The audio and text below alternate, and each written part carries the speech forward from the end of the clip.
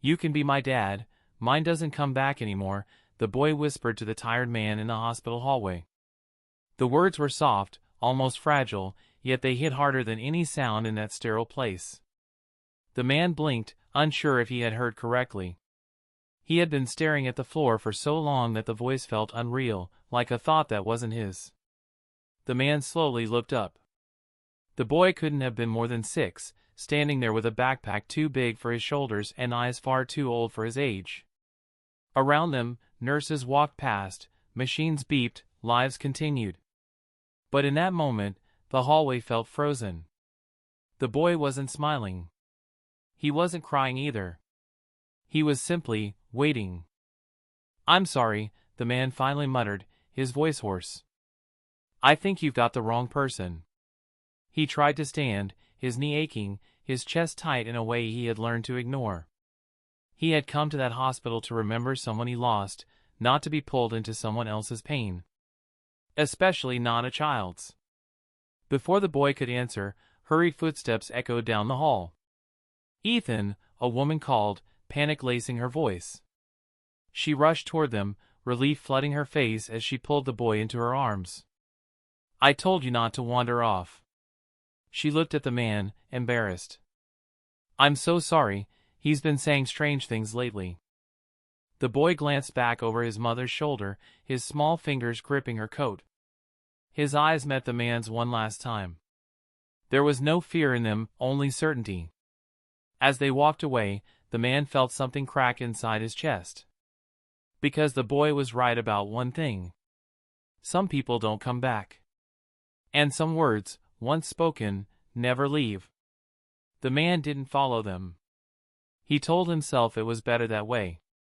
Hospitals were full of moments that didn't belong to us, fragments of other people's lives that brushed past and disappeared.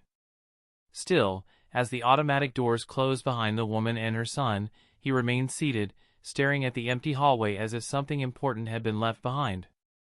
His name was Daniel, and this hospital had once been his whole world.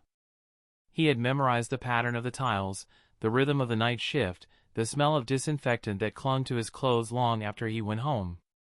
It was where he had lost his wife. And since that day, he came back every year, sitting in the same spot, pretending he was only passing time. He had learned how to survive by keeping his distance. From people. From hope. From anything that could ask too much of him. Children, especially, were dangerous. They asked questions you couldn't dodge and offered trust you didn't deserve. That was why the boy's words still echoed in his mind, refusing to fade. Across town, Ethan replayed the moment too. He didn't fully understand why he had spoken to the man.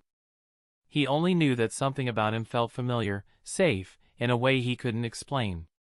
Since his father died, the world felt unpredictable, and grown-ups always seemed one bad day away from leaving. Somewhere between grief and coincidence, 2 broken timelines had quietly crossed. And if stories about unexpected connections and second chances speak to you, take a moment to like this video. It helps these stories reach others who might need them, just like Daniel and Ethan did, without even knowing it yet. Daniel didn't remember the exact moment his life broke apart. There was no dramatic sound, no clear before and after.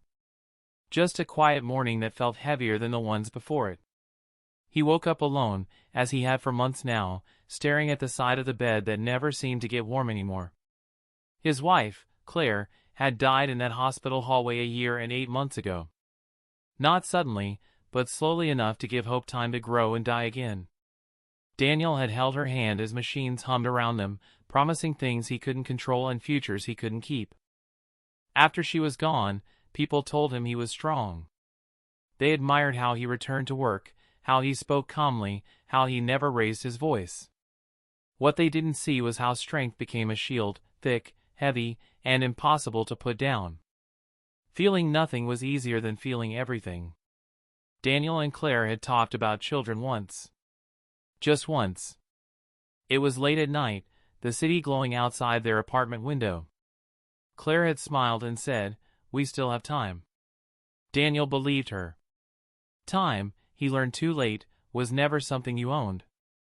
Now, Every Father's Day passed like a reminder of something he never got to be. Not because he didn't want it, but because life had closed that door quietly, without asking his permission. Cards in store windows felt like they were written in a language he didn't speak. That was why hospitals became his annual ritual. Sitting in that hallway wasn't about grief anymore. It was about memory. About staying close to the last place where Claire was still real, still breathing, still his. Leaving felt like letting her disappear for good. When the boy spoke to him, something inside Daniel reacted before his mind could catch up. The words didn't just remind him of loss, they mirrored it. A child who understood absence too well. A voice that carried the same quiet acceptance Claire had near the end. Daniel told himself it meant nothing. Children spoke to strangers all the time. Grief made people see patterns that weren't there. Still, his chest tightened in a way it hadn't in months, as if something long asleep had been disturbed. That night, Daniel dreamed of Claire for the first time in weeks. She wasn't sick. She was standing in a hallway, smiling gently, as if waiting for him to notice something obvious. When he woke up, the emptiness felt different, sharper, but somehow alive. For the first time since her death, Daniel wondered if surviving wasn't the same as living. And whether avoiding pain had also meant avoiding the chance to matter to someone who needed him, even if he wasn't ready to admit it yet. Daniel didn't expect to see them again. After the hospital, he convinced himself the moment had been a coincidence, brief, strange, and finished. Life, after all, rarely circled back. Especially not for people like him. He worked evenings at a small cafe tucked between office buildings downtown.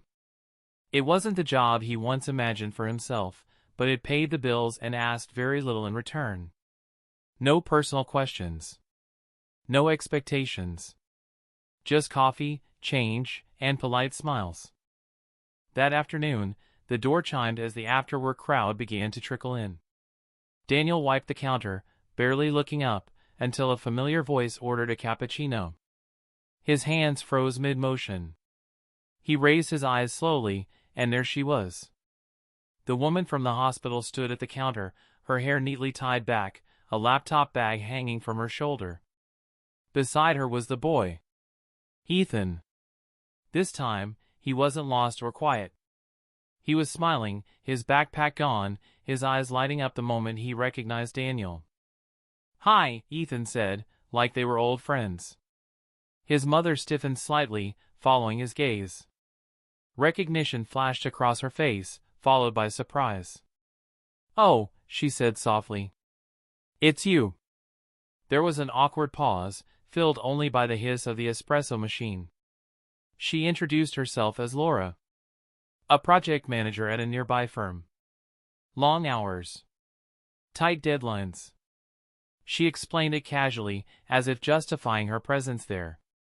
Daniel nodded, listening, noticing how carefully she held herself together, like someone used to managing chaos quietly. Ethan climbed onto a stool, swinging his legs. "This is the man I told you about," he said, proud. Laura's cheeks flushed. "Ethan," she warned gently. "You don't have to," but Daniel shook his head. "It's okay," he said, surprising himself with how calm his voice sounded. As Daniel handed over the drinks, their fingers brushed. It was brief, accidental, but enough to make both of them pause. Laura thanked him, her smile lingering a second longer than necessary. "We come here sometimes," she said. "After school. It's on the way home." When they moved to a table by the window, Daniel found himself watching them between orders. Laura helping Ethan with homework. Ethan laughing, carefree. It was a small, ordinary scene, the kind Daniel thought he'd stopped noticing. The kind he thought no longer belonged to him. As they left, Ethan waved enthusiastically. Laura hesitated at the door, then turned back. "It was nice seeing you again," she said. Daniel nodded. And for the first time in a long while, the emptiness he carried didn't feel quite so permanent, just unfinished. After that afternoon, Laura and Ethan began stopping by the cafe more often. Sometimes it was just for a quick drink, sometimes to sit for a while. Daniel told himself it meant nothing, that the cafe was simply convenient. Still, he started noticing the sound of the door chime more than before. Their conversations were short at first. Polite. Safe. Laura asked about the menu. Daniel asked how Ethan liked school. Nothing that crossed any lines. Yet there was comfort in the repetition, in seeing the same faces return without expectation. Ethan, however, had no interest in keeping things distant. He talked freely about his favorite subjects, about how his father used to help with math, about the things he missed. Daniel listened more than he spoke, careful not to step into a role he didn't believe was his to take. One evening, Laura stayed later than usual. The cafe was nearly empty, the city outside settling into night. She apologized for lingering, explaining that work had been overwhelming. Daniel surprised himself by replying honestly. "It usually is," he said. She smiled, the kind that recognized shared exhaustion. Over time, Laura learned Daniel's schedule. She never said it out loud, but she seemed to arrive on days he worked. Sometimes she brought pastries from her office. Sometimes Ethan brought drawings and left them on the counter, as if marking territory. Daniel learned small things about them too. That Laura was used to handling everything alone. That Ethan hated loud arguments but loved quiet company. That both of them had learned how to adapt, not because they wanted to, but because they had to. One rainy evening, Ethan slipped near the counter and scraped his knee. It wasn't serious, but he froze, eyes wide. Laura rushed forward, panic rising. Daniel reacted without thinking, kneeling, speaking softly, steadying the boy until the shock passed. "Thank you," Laura whispered afterward, her voice tight with relief. It wasn't just gratitude, it was trust, offered carefully, like something fragile. Daniel nodded, his heart pounding. He hadn't meant to step forward. He just had. That night, Daniel realized he looked forward to their visits.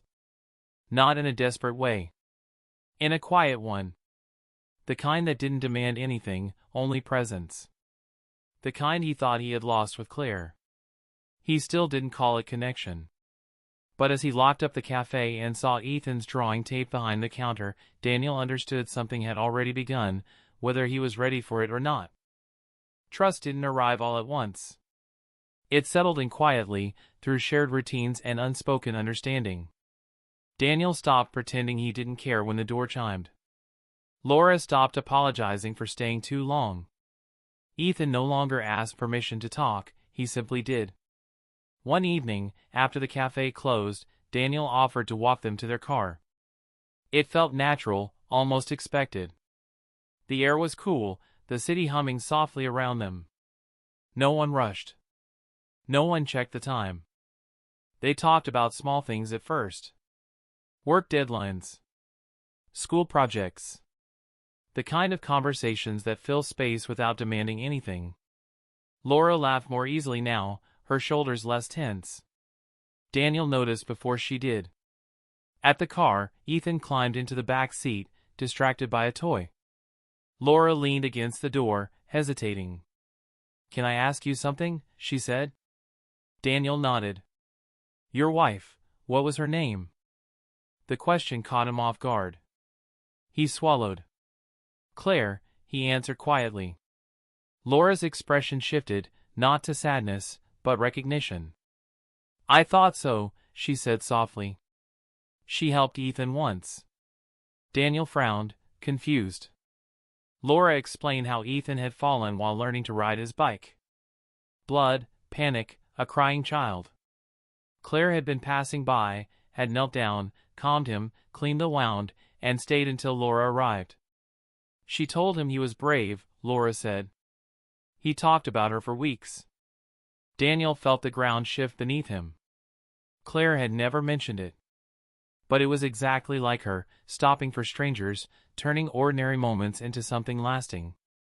Ethan leaned forward between the seats. "She was really kind," he added.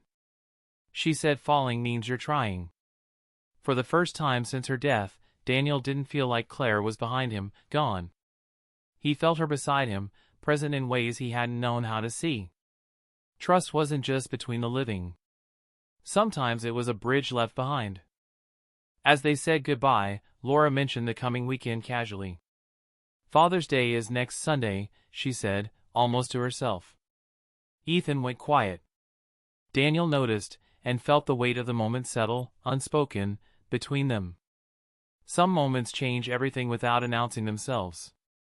And if you're watching this from somewhere in the world where quiet connections still matter, take a second to comment where you're listening from. Stories like this travel farther when they're shared, just like trust does. The week before Father's Day arrived quietly, but Ethan felt it everywhere. Posters at school. Conversations in class. Questions that seemed harmless to everyone else. At home, he grew quieter.